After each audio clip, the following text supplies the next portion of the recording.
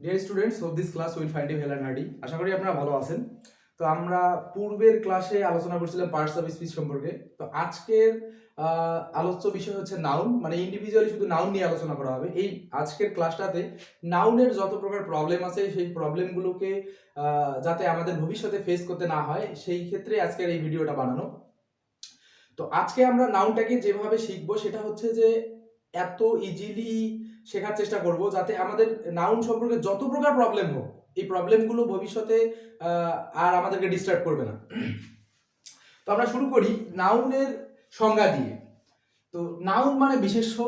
আমরা বাংলাতে যখন পড়তাম বা বাংলা বইগুলোতে দেখছি যে বিশেষ্য এর সংজ্ঞা কি জানতাম যে হচ্ছে বিশেষ্য মানে কোনো কিছুর নাম।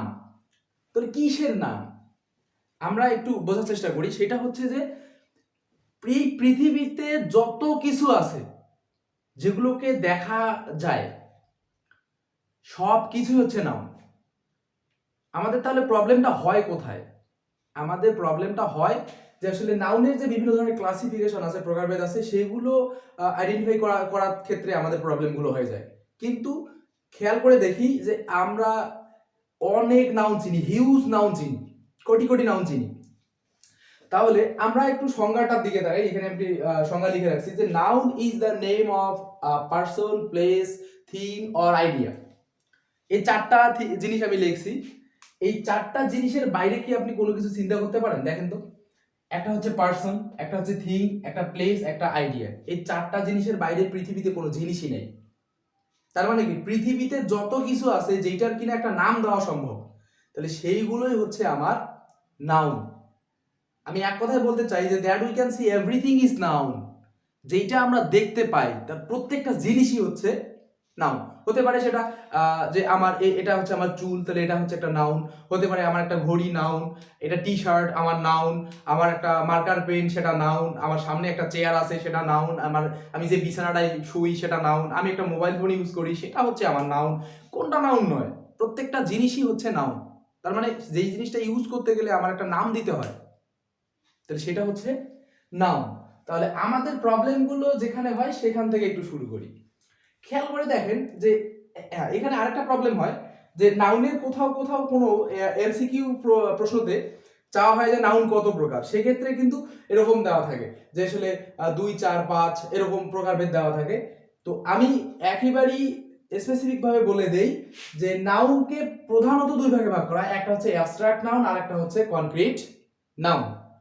অ্যাবস্ট্রাক্ট নাউনটা হচ্ছে আমার হার্ট থেকে যে নাউনগুলো আসে সেগুলো হচ্ছে অ্যাবস্ট্রাক্ট নাউন। বাট কনক্রিট নাউনগুলো আমাদের ইন্দ্রিয় গ্রাহ্য নাউন। মানে আমাদের যে পঞ্চ ইন্দ্রিয় হচ্ছে, 5টা ইন্দ্রিয় আছে, চোখ, কান, নাক, ত্বক, জিহ্বা, এই জিনিসগুলো আছে। এগুলো দিয়ে যেই জিনিসগুলোকে আমি আইডেন্টিফাই করতে পারবো সেগুলোই হচ্ছে আমার এই কনক্রিট নাউনের ভিতরে পড়ে। তাহলে আমরা ফার্স্ট একটা কাজ করি, আমরা অ্যাবস্ট্রাক্ট নাউন নিয়ে একটু আলোচনা করি। অ্যাবস্ট্রাক্ট নাউনটা কি? আমরা এখানে দেখতে পাচ্ছি যে নো ফিজিক্যাল এক্সিস্টেন্স, যেই নাউনটার কোনো শারীরিক অস্তিত্ব নাই, যেটার শরীরের কোনো গঠন নাই, যেটাকে আমরা দেখতে পাই না, সেইটা হচ্ছে একটা অ্যাবস্ট্রাক্ট নাউন। এটা আসে কোথা থেকে? আমাদের হার্ট থেকে আসে। কোথা থেকে আসে? আমাদের হার্ট থেকে আসে। আর একটা জিনিস আমি দেখব যে ধরা ছোঁয়া যায় না। এখন এই জায়গায় বলতে পারেন যে ভাই ধরাটা বুঝলাম, যে ছোঁয়াটা বুঝলাম না। তাহলে ধরা ছোঁয়া আবার এই দুটো আলাদা হয় কিভাবে? হ্যাঁ, ধরা ছোঁয়া আলাদা হয়। খেয়াল করে দেখেন, আমি এই যে মার্কারটা আমি যে গ্রিপ করলাম, এটাকে ধরলাম, এটা হচ্ছে ধরা। আর ছোঁয়া কি? আমি এই বোর্ডটা চাইলেও ধরতে পারবো না। এই যে আমি ছুঁয়ে দিচ্ছি, এটা কিন্তু ধরা যাবে না। একটা ওয়ালকে ধরা যাবে না, ছোঁয়া যাবে। তো এইটা হচ্ছে যে ধরা ছোঁয়া যায় না। ক্লিয়ার? আর একটা জিনিস যে গণনা করা যাবে না। আর ভাইরে, যদি হার্ট থেকে কোনো কিছু আসে, হৃদয় থেকে কোনো কিছু আসে, সেগুলোকে কি ধরা ছোঁয়া যাবে? এক্সাম্পলগুলোর দিকে আমরা তাকাই। লাভ, ভালোবাসা, এটা কি ধরা ছোঁয়া যায়? এটা শারীরিক অস্তিত্ব আছে, দেখতে কেমন? ভালোবাসাটা দেখতে কেমন? যায় না। একটু খেয়াল করে দেখেন, অ্যাবস্ট্রাক্ট নাউন ভালো করে মাথায় রাখবেন। শারীরিক অস্তিত্ব নাই, আসে কোথা থেকে? হার্ট থেকে আসে। আমার হার্ট থেকে যে জিনিসগুলোই আসবে সেগুলোই হচ্ছে আমার অ্যাবস্ট্রাক্ট নাউন। সেটার কোনো শারীরিক অস্তিত্ব নাই, এটাকে গণনাও করা যাবে না। যেটা দেখাই যায় না, ছোঁয়াই যায় না, সেটাকে আমি গুনবো কি? ভালোবাসা গুনবো? ভালোবাসা যদি গুনতে পারতো তাহলে তো ওই যে একটা গান ছিল যে আমার যত্নে করা ভালোবাসা দে ফিরিয়ে দিয়ে, তাই এতগুলো ভালোবাসার কেজি দরে তারা দাম নিত, কিন্তু তো সেটা সম্ভব ছিল না। এইবার দেখি যে এক্সাম্পলগুলো আমরা একটু দেখি যে লাভ, ভালোবাসা। ভালোবাসা এটার কোনো শারীরিক অস্তিত্ব নাই, এটাকে হচ্ছে ধরা ছোঁয়া যাবে না, তারপরে এটা হার্ট থেকে আসে, ভালোবাসাগুলো আমাদের হৃদয় থেকে আসে। কিন্তু কাইন্ডনেস, দয়া, এটারও কোনো শারীরিক অস্তিত্ব নেই, এটাকে গণনা করা যাবে না, ধরা ছোঁয়া যাবে না। এটা আমার কোথা থেকে আসে? দয়াটা মানুষের কি হৃদয় থেকে আসে। আমরা দেখবো হাঙ্গার, ক্ষুধা, সেটাও আমাদের ভিতর থেকে, হৃদয় থেকে আসে। ক্ষুধা আমি কিন্তু বুঝতে পারি। তারপর আরো দেখবো জাজমেন্ট, যেগুলো বিচার যেটা দেয়। বার্থ, জন্ম, মৃত্যু, অ্যাঙ্গার, মানুষের রাগ, অ্যাভারেন্স, ঘৃণা, এই জিনিসগুলো হচ্ছে যেগুলো আমাদের হার্ট থেকে আসবে, সেইগুলো হচ্ছে আমার অ্যাবস্ট্রাক্ট নাউন। ক্লিয়ার? তো অ্যাবস্ট্রাক্ট নাউনের পর আমরা যেটা শুরু করব কনক্রিট নাউন। তো কনক্রিট নাউন শুরু করার আগে একটু কথা বলি যে কনক্রিট নাউনটা যে চারটা প্রকার আছে, common noun, proper noun, collective noun এবং ম্যাটেরিয়াল নাউন। এই চারটা প্রকারের ভিতরে আমি একটু শুরু করব উল্টা দিক থেকে। কেন শুরু করব উল্টা দিক থেকে? কারণটা হচ্ছে যে এই নাউনটার সাথে, অর্থাৎ ম্যাটেরিয়াল নাউন, এইখানে একটু বলে দেই যে ম্যাটেরিয়াল কেউ বলে ম্যাটেরিয়াল, দুইটাই রাইট, কোনো একটা সময় আমি এটা বলে দেব। তো ম্যাটেরিয়াল নাউন আর অ্যাবস্ট্রাক্ট নাউনের একটু রিলেশন আছে। কেমন রিলেশন? টক ঝাল মিষ্টি রিলেশন। সেইটা আমি একটু ক্লিয়ার করার চেষ্টা করি। দেখেন, ওই জায়গায় আমি বলছিলাম অ্যাবস্ট্রাক্ট নাউনের ক্ষেত্রে যে it has no physical existence, এটার কোনো শারীরিক অস্তিত্ব নাই, কিন্তু physical existence, it has physical existence, মানে ম্যাটেরিয়াল নাউনটার ফিজিক্যাল এক্সিস্টেন্স আছে, এটা শারীরিক অস্তিত্ব আছে। ওইটাকে কি করা যায়? ধরা ছোঁয়া যায়। এটা এই রিলেশনটা কি রিলেশন? ঝাল রিলেশন। ওটার আছে, ওটা সরি ওটার নাই, অ্যাবস্ট্রাক্ট নাউনের নাই, আর ম্যাটেরিয়াল নাউনের সেটা আছে। তারপর কি হচ্ছে? ওটাকে ধরা ছোঁয়া যায় না, কিন্তু এইটাকে ধরা ছোঁয়া যায়। ওইখানে একটা কি ছিল? হার্ট থেকে আসে। কোথা থেকে আসে? হার্ট থেকে আসে, হৃদয় থেকে আসে। বাট এই জায়গায় কি থেকে আসে? দেখেন, এখানে একটু মজা করে লিখছি, হার্ট থেকে আসে। কোথা থেকে? মানে ম্যাটেরিয়াল নাউনের ম্যাক্সিমাম জিনিস বাজার থেকে পাওয়া যায়, তো যার কারণে আমি লিখছি হার্ট থেকে আসে। ওকে, এটাকে গণনা করা যায় না। অ্যাবস্ট্রাক্ট নাউনের যদি শারীরিক অস্তিত্ব নেই তাহলে সেটাকে গণনা করা যায় না, কিন্তু ম্যাটেরিয়াল নাউনকে গণনা করা যায়, কিন্তু গণনা করা হয় না। এইটা একটু মিষ্টি রিলেশন, মানে গণনা করা যায় কিন্তু গণনা করা হয় না। এই ব্যাপারটা একটু ক্লিয়ার করার চেষ্টা করি। ধরেন আমি ম্যাটেরিয়াল নাউনের এক্সাম্পলগুলোর দিকে যদি তাকাই, salt, sugar, potato, water, oil, meat, rice, আমি কিন্তু চাল গুনতে পারবো। 100টা চাল আমি গুনে গুনে আলাদা করতে পারবো, কিন্তু আমরা গুনে সেটা নেই না, আমরা সেটা ওজনে নেই, মেপে নেই। আমি আলু, পটাটো যেটা, সেটা গুনতে পারবো, 20টা আলু গুনতে পারবো, কিন্তু সেটা গুনে নেই না। আমরা কি যাই বলি যে ভাই আমাকে 2টা আলু দাও তো, বা বলি যে ভাই আমাকে 20টা চাল দেন, আমি একটু রান্না করে খাই, ভেজে খাই, এটা কিন্তু বলি না। তাহলে বোঝা গেল এই দুইটা একটু টক ঝাল মিষ্টি রিলেশন আছে। তাহলে আমরা এবার একটু কমন, প্রপার আর কালেক্টিভে আসি। আমাদের কিন্তু একদিক থেকে দুইটা চলে গেল। ওকে, অ্যাবস্ট্রাক্ট নাউন হয়ে গেল, আর কনক্রিট নাউনের ম্যাটেরিয়াল নাউনটাও ক্লিয়ার বোঝা গেল। এইবার আমরা একটু বুঝি কমন নাউন সম্পর্কে। এই তিনটা আবার আরো সহজ, খুবই easy. Common noun, proper noun, collective noun. আমরা একটু কমন নাউন সম্পর্কে কথা বলি। কমন নাউনটা কেমন জিনিস? আমি এখানে লিখছি যে সব জাতির থেকে যে কোনো একজন, সেই কথাটা আমি বুঝাই দেবো অবশ্যই। যে সব জাতির থেকে যে কোনো একজন মানে সব জাতির থেকে যে কোনো একজন, কি কারণে এটা বলছি আমি? যে কমন নাউন যেটা, সেইটা হচ্ছে কমন নাউনের উদাহরণ, এক্সাম্পল যেটা হয়, সেটা সব জাতির থেকে একজন নেতৃত্ব দেয়।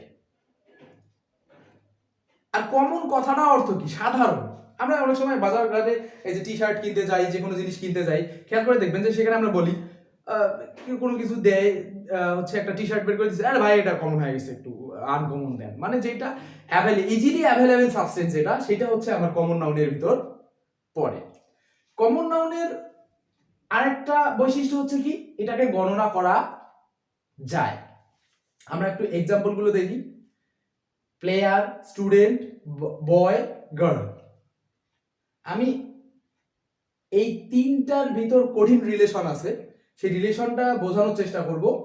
আগে একটু বলে নেই, ওকে, ক্লিয়ার হয়ে যাবেন আপনারা নেক্সটে। Proper noun. প্রপার নাউনটা কি? একেবারে নির্দিষ্ট, স্পেসিফিক কোনো নাম, সেটা হচ্ছে প্রপার নাউন, গণনা করা যায়। কালেকটিভ নাউন কি হিসে? যে কোনো সমষ্টি মানে যে কোনো কিছুর সমষ্টি হলে সেটা কালেকটিভ নাউন হয়ে যাবে, গণনা করা যায়। এইবার এক্সাম্পল গুলোতে আসি। এইখানে এক্সাম্পল আমরা দেখি, কমন নাউনের এক্সাম্পল দেওয়া আছে প্লেয়ার। একটা এক্সাম্পল নিয়ে আলোচনা করি, প্লেয়ার। আচ্ছা, আমি যদি প্লেয়ার শব্দটা বলি, ধরেন আমি বললাম যে প্লেয়ার, এই প্লেয়ারটা কোন ধরনের প্লেয়ার ভাই? Cricket player, football player, tennis player, না অন্য কোনো ধরনের ফ্রি ফায়ারের প্লেয়ার? যেই খেলাধুলা করে সেই কিন্তু ভাই প্লেয়ার। মানে কি, এই প্লেয়ার শব্দটা পৃথিবীর সমস্ত প্লেয়ারের নেতৃত্ব দিচ্ছে, যেই কারণে আমি বলছি সব জাতির থেকে যে কোনো একজন। বোঝা গেল? মানে যেই শব্দটা আমরা শোনার পর, যেই নামটা শোনার পর বুঝবো যে এই ধরনের কাজ যারাই করে বা এই ধরনের বৈশিষ্ট্য যাদেরই আছে সবারই একটা কমন নাম প্লেয়ার। সেটা হতে পারে মেসি, হতে পারে নেইমার, যেই হোক না কেন প্লেয়ার। ক্লিয়ার? আমি যদি বলি স্টুডেন্ট, পৃথিবীতে যারাই পড়াশোনা করে তারাই স্টুডেন্ট। সেটা প্রাইমারি স্কুলের স্টুডেন্ট হতে পারে, হয়তোবা সেটা হচ্ছে হাই স্কুলের স্টুডেন্ট হতে পারে, অথবা ইউনিভার্সিটির স্টুডেন্ট হতে পারে, কিন্তু স্টুডেন্ট তার কমন নাম হচ্ছে স্টুডেন্ট। বোঝা গেল? আমি যদি বলি বয়, পৃথিবীতে যত প্রকার পোলা পাই না আছে সবাই বয়, তাকে আমরা বয় নাম দিতে পারি। এইবার কমনের সাথে প্রপারের রিলেশনটা কি একটু দেখি। গণনা করা তো অবশ্যই যায়, বয় গণনা করা যায় না, ছেলে গণনা করা যাবে না? যাবে। স্টুডেন্ট গণনা করা যাবে না? যাবে না। যাবে। প্লেয়ার গণনা করা যাবে না? যাবে। প্রপার নাম, নির্দিষ্ট নাম। আমি ভাই এই যে প্লেয়ারটার কথা বললাম, এইবার যদি আমি প্লেয়ারটার একটা নাম দিই, আমি যদি বলি সাকিব আল হাসান, অথবা বলি যদি মেসি, যদি বলি নেইমার, আমি যদি সাকিব আল হাসানের কথা বলি, তাহলে কিন্তু আপনি আর ফুটবল খেলোয়াড়ের চিন্তা করবেন না। আপনি তখন স্পেসিফিক ভাবে চিন্তা করবেন যে এটা হচ্ছে ক্রিকেট খেলোয়াড়। বোঝা গেল? কারণটা হচ্ছে যে আমি সাকিব আল হাসান নামটা শোনার সাথে সাথেই কিন্তু আমার মনে হচ্ছে যে এটা একেবারে ফিক্সড হয়ে গেছে, নির্দিষ্ট। ক্রিকেট ব্যাট হাঁকাচ্ছে মনে হচ্ছে, ফুটবল নিয়ে দৌড়াচ্ছে এমন নয়। মানে কমন নাউন এমন একটা জিনিস যে নামটা শোনার পর পৃথিবীর সবাইকে কল্পনা করতে পারবো আমরা, কিন্তু প্রপার নাউন শোনার পর আর সবাইকে কল্পনা করার কোনো চান্স নাই। ক্লিয়ার? এইবার স্টুডেন্টের কথা বলছিলাম, পৃথিবীতে যারাই পড়াশোনা করে সবাই স্টুডেন্ট, কিন্তু রাব্বি যদি আমি বলি তাহলে ও একাই স্টুডেন্ট। রাব্বি একটা ফিক্সড স্টুডেন্ট। আমি বুঝতে পারবো যে আসলে ওই স্টুডেন্টটা হচ্ছে ইউনিভার্সিটি স্টুডেন্ট বা কলেজের স্টুডেন্ট বা হচ্ছে একটা প্রাইমারি স্কুলের স্টুডেন্ট। এইবার আসি একটু কালেকটিভ নাউন নিয়ে কথা বলি। ভাই এবার একটু দেখেন তো যে এই যে আমার কমন নাউন, প্রপার নাউন, এই দুইটার সমষ্টি কি হচ্ছে কালেকটিভ নাউনটা না? এই যে টিম শব্দটা আমি বলছি, আমি এখানে বলছি যে সমষ্টি, যে কোনো সমষ্টি। টিম শব্দটা বলছি, টিম কি একটা প্লেয়ার নিয়ে টিম হয়? হয় না। মিনিমাম কয়েকজন প্লেয়ার নিয়ে টিম হয়। সেটা হতে পারে 11 জন, হতে পারে 16 জন। মানে টিম মানে কি, মানে মিনিমাম কয়েকটা প্লেয়ার আছে যার একটা সমষ্টি। এই শব্দটা শোনার সাথে সাথে কিন্তু আমার ওইটা মনে হচ্ছে যে একটা টিম মানে কি অনেক লোক আসতেছে। ক্লাস, আমি বলছিলাম স্টুডেন্ট, বলছিলাম রাব্বি। শুধু রাব্বিকে নিয়ে একটা ক্লাস তৈরি করা যাবে না। একটা ক্লাসে মিনিমাম 20, 30, 40, 50টা স্টুডেন্ট থাকে। তার মানে ক্লাস শব্দটা শোনার সাথে সাথে আমি বুঝতে পারতেছি যে এটা একটা সমষ্টিবাচক শব্দ। তার মানে এটা হচ্ছে আমার একটা কালেকটিভ নাউন। বোঝা যাচ্ছে তো? জুরি মানে জুরি মানে শুধু বিচারক না, বিচারক মণ্ডলী, অর্থাৎ যে কয়েকজন নিয়ে একটা বিচার তারা তৈরি করবে, সেইটার নাম হচ্ছে জুরি। শোল মানে হচ্ছে মাছের ঝাঁক। মাছের ঝাঁকে একটা মাছ থাকে না, একটা মাছ থাকলে কেউ মাছের ঝাঁক বলবে না। তার মানে অনেক মাছ আছে, সেটাকে আমরা বলবো মাছের ঝাঁক। বোঝাই যাচ্ছে সেটা একটা কালেকটিভ নাউন। হার্ড মানে হচ্ছে ভেড়ার দল। অনেকগুলো ভেড়া নিয়ে একটা দল হয়।